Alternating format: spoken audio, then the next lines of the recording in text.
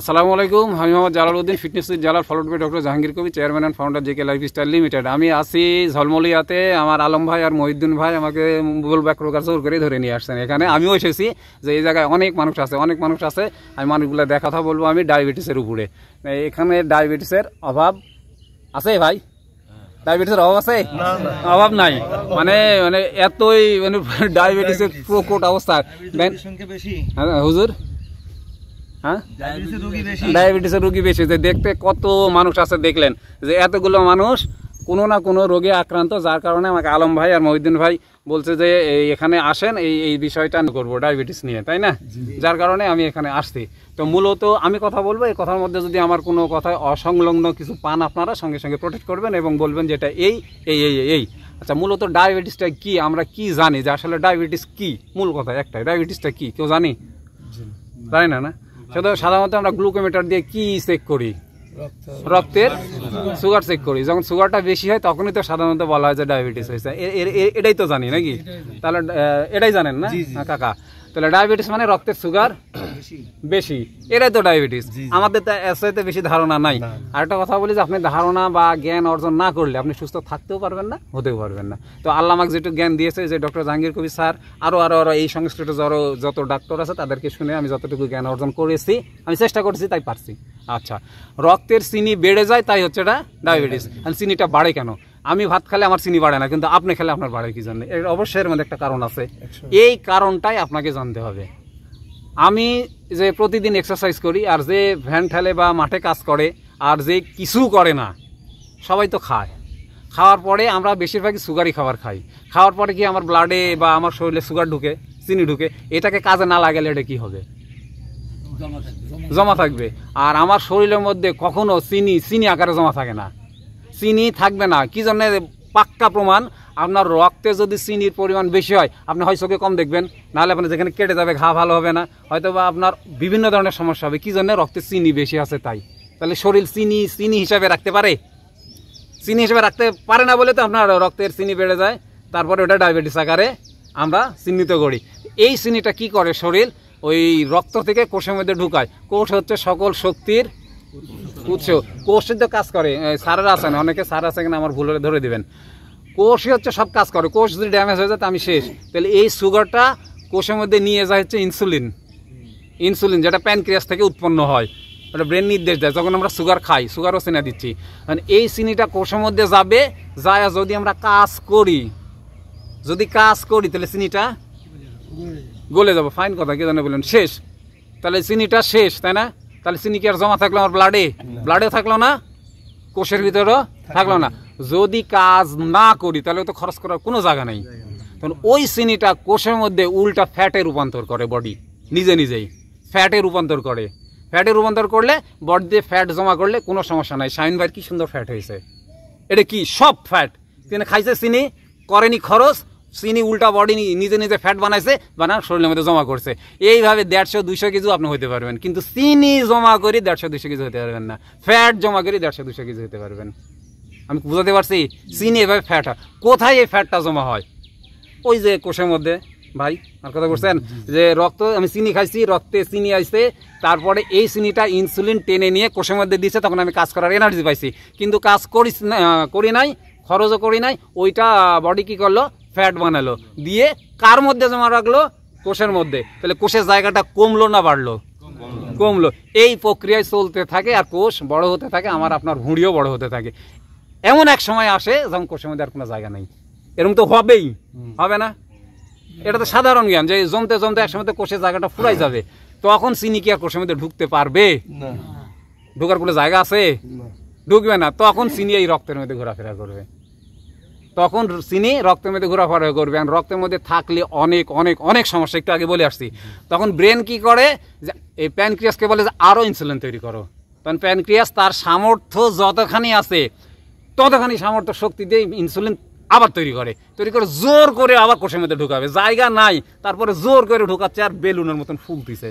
কথা বুঝতে পারছেন? এক সময় ইনসুলিন ওই কোষের কাছে যায়, আর পাত্তা পায় না। তখন কোষ বলে যে আমি আর দিতেই পারবো না, হাঁটো।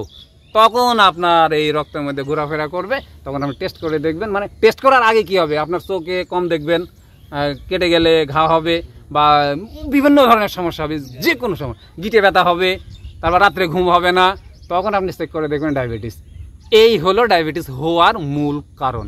এবং এটা যেদিন আপনি টেস্ট করলেন ভাই যে ডায়াবেটিস হয়েছে, এই টেস্ট করারও 12 বছর আগে আপনার কোষে ওইভাবে চর্বি জমা শুরু হয়েছে। 12 বছর আগে ওইভাবে চর্বি জমা শুরু হয়েছে। আর 12 বছর পরে এসে টেস্ট করে আপনি দেখলেন যে আপনার কোষের মধ্যে মানে জায়গা নাই, রক্তের মধ্যে চিনি হয়ে জমা হয়ে আছে, আপনার সমস্যা হচ্ছে। এটা মূলত ডায়াবেটিস, আর কিচ্ছু না। এখন এই আপনার এই চিনিটা আসে কীভাবে, আমি বহু ভিডিওতে বলেছি, আবারও বলছি, আমরা যখন সুগারি খাবার খাই তাহলে চিনি আসবে, এক কথা, এটা তো জানি। এখন সুগারি খাবার আমরা কি চিনি? একটা আমার ছোট্ট একটা ভিডিও আছে, চিনি কাকে বলে।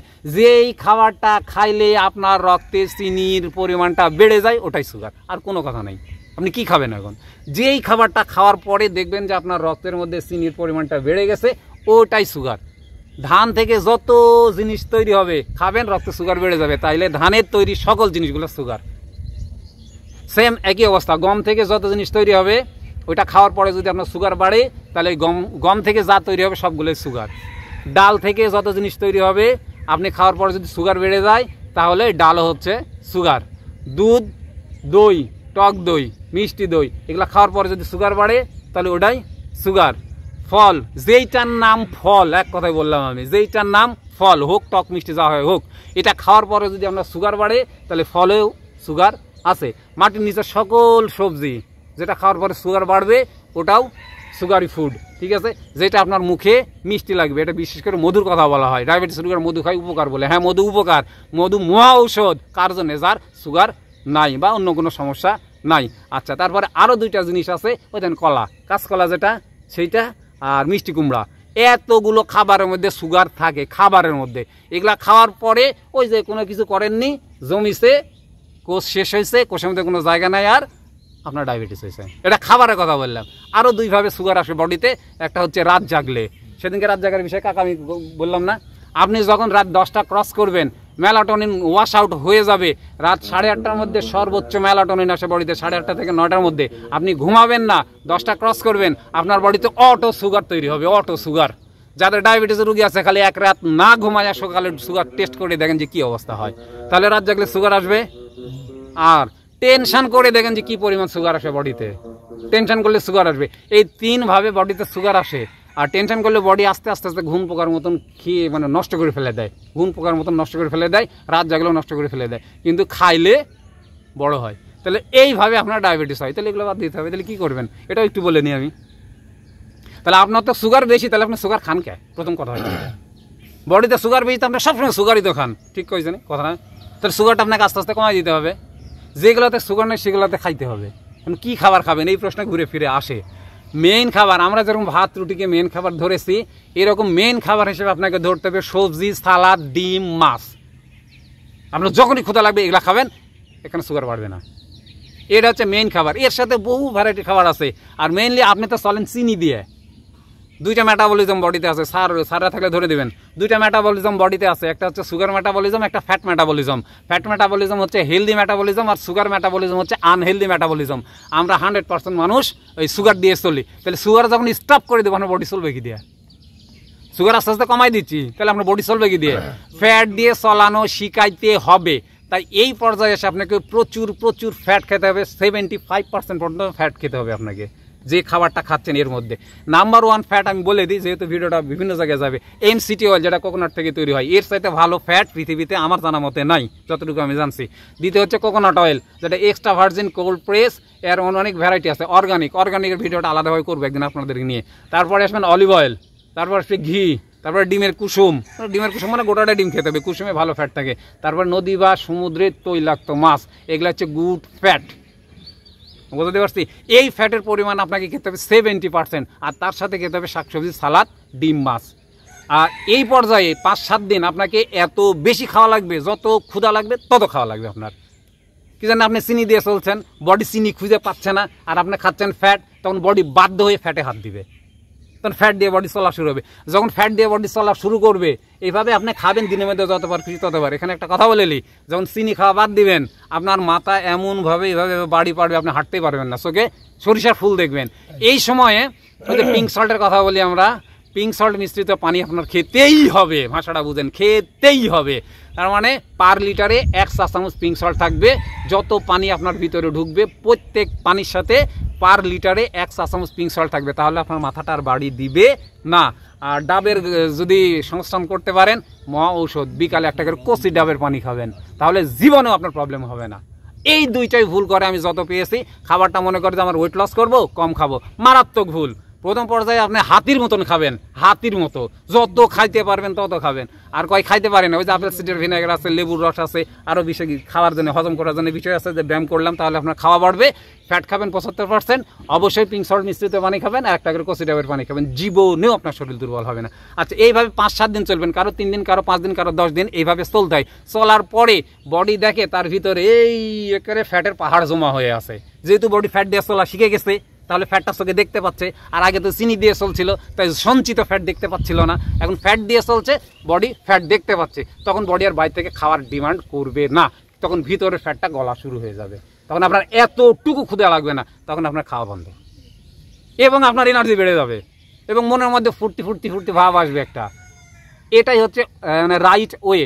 এখন আপনি রোজা করবেন, সরাসরি রোজা চলে যাবেন। যারা রোজা অভ্যস্ত, ভোর রাত্রে পিঙ্ক সল্ট মিশ্রিত 2 গ্লাস পানি খাবেন, সারাদিন কিচ্ছু খাবেন না। ইফতারে এসে যে গ্রিন জুস বানাই নেবেন, শাক সবজি, সালাদ, ডিম, মাছ, এগুলা দিয়ে ইফতারটা করবেন শুধুমাত্র লিকুইড দিয়ে। লিকুইড বলতে যে লেবু পানি, তারপরে ভিনেগার পানি, পিঙ্ক সল্ট দিয়ে, এটা দিয়ে খাবেন, বা গ্রিন জুস দিয়ে খাইতে পারেন। স্পিরিলুনা পাউডার আছে, ওটা দিয়ে করতে পারেন। টারমারিক টি আছে, ওটা দিয়ে ইফতার করতে পারেন। নামাজের পরে গিয়ে আপনি খাইতে বসলেন, শাক সবজি, ডিম, মাছ, সালাদ, যা ইচ্ছা, এগুলো যা বললাম এর মধ্যে, আর বাইরে না, ঠিক আছে? আপনার ইচ্ছা মতো খাই নিলেন, শেষ, আপনার খাওয়া শেষ। আবার ভোরে গিয়ে 2 গ্লাস এই পানি খাবেন, পিঙ্ক সল্ট মিশ্রিত পানি, এইভাবে। আর যে রোজা করতে পারবেন না, সে ইন্টারমিডিয়েন্ট ফাস্টিং করবেন। এখানে খাবেন সন্ধ্যার সময়, আর পরের দিন যত দেরি করে পারেন খাবেন, আর এর মধ্যে পিঙ্ক সল্ট মিশ্রিত পানি খাবেন, লেবু পানি, ভিনেগার পানি, এইভাবে চলবেন কতদিন? যতদিন আপনি রিকভার না হবেন। আরেকটা কথা থাকে, যারা ডায়াবেটিসের রোগী, মেইনলি তো ডায়াবেটিসটা কথা বলছি, অবশ্যই ডায়াবেটিস চেক করতে হবে প্রত্যেক দিন। কি জানেন, আপনি সুগার বাদ দিচ্ছেন, আপনার যদি হাইপো হয়ে যায়, আপনি টাস ভাই, তাহলে সুগার চেক করতে হবে। সুগার 4-এর নিচে নামানো যাবে না। যখন দেখুন 4-এর নিচে নেমে যাচ্ছে, তখন আপনাকে সুগার নিতে হবে। কিন্তু যদি প্রতিদিন একটা করে ডাবের পানি খান, জীবনেও হাইপো হবে না। ডাবে সুগার আছে, ডাবের পানিতে সুগার আছে। ওই জন্য বললাম যে নিয়ম কটা মোটামুটি আমি বললাম, এগুলো যদি কেউ মানে, হাইপো হবে না, তার মাথাও ঘুরবে না, সে সুন্দরভাবে তার ফ্যাটটা গলাইতে পারবে। আচ্ছা, এবার আসেন, ফ্যাট গলায় শেষ, এখন আপনার ভিতরে কিছু নাই, এখন কি করবেন? আপনি কিছু তো নিয়ে আসতে হবে, তাই না? কি দিয়ে চলি আমরা? আমরা শক্তি পাই কি দিয়ে? একটু আগে বললাম কোষ দিয়ে। আর কোষ কি গঠন করে? মাসেল গঠন করে। এইবার আপনাকে মাসেল বিল্ডিং এক্সারসাইজ করতে হবে। ওয়েট নিয়ে মাসেলকে পাম্প করাইতে হবে। ওয়েট নিয়ে মাসেলকে পাম্প করাইতে, কি জানেন, আপনার তো শরীরে মাসেলও নাই, চর্বিও নাই। ওয়েট নিয়ে মাসেল বিল্ডিং এক্সারসাইজ করতে হবে। আমাদের আশেপাশে জিম নাই, তাই আমি বাড়িতেই করি, ঠিক আছে না? এই পর্যায়ে আপনার খাবার চেঞ্জ হয়ে যাবে। এসে আবার আপনি সুগার খাবেন, মানে ব্ল্যাক রাইস বা লাল চাল। লাল চাল মানে কেমিক্যাল ছাড়া পাওয়া যায় না, যার কারণে লাল চাল স্যার খেতে নিষেধ করেন, আমিও নিষেধ করি। এখন ব্ল্যাক রাইস পাওয়া যায়, একদম অরিজিনাল ব্ল্যাক রাইস খাবেন, মানে কি হয়, কালো চালের ভাত। ভাত খাওয়ারও ভিডিও আছে আমার, আবার আপনার শিখাবো আমি। আপনি ভাত খাবেন, আর প্রোটিনের পরিমাণ এই সময় বাড়া দিতে হবে। প্রোটিন হচ্ছে, হেলদি প্রোটিন হচ্ছে ডিম, মাছ, মাংস। বাইরের কোনো প্রোটিন খাবেন না। মাছ, মাংস, ডিম, এটার পরিমাণটা অনেক বেড়ে যাবে খাওয়ার আপনার। আপনি সেই শক্তির এক্সারসাইজ করবেন, মাসেল বিল্ডিং।